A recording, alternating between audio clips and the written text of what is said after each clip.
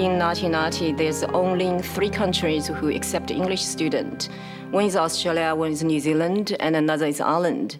Americans, Canadians, and English, they all wanted to study a proper degree there, so there's nobody want to accept English student.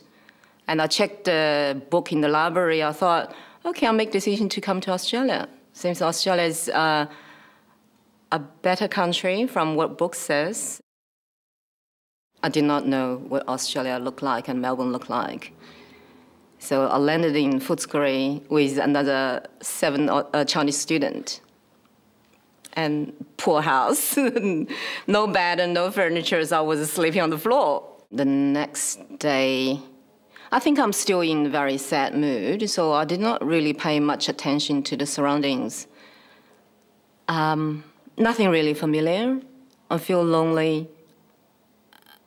But, you know, I have that hope I'll have something different in life.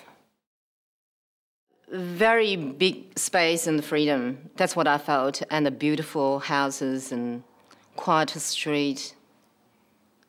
Very free, very free. And like in China, it's like everybody's so crowded next to you.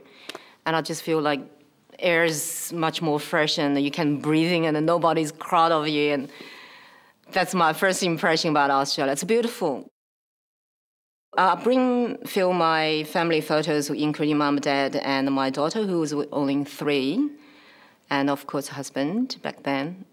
And seems looking at, and I put photos on the wall, the whole family photos, and that sort of encouraged me to stay in kind of sad condition, really. I was planned for 1 year study. And then I don't have any plan after that. I thought I would go back to China or further study, become somebody else, not doctor, because I was in China as a doctor for 7 years. And I thought that was very hard work and wasn't interested. I was planning to go back to China, either become some sort of English and Chinese translator or even accountant or something like that. But then I decided to stay. I became Australian citizen in 95.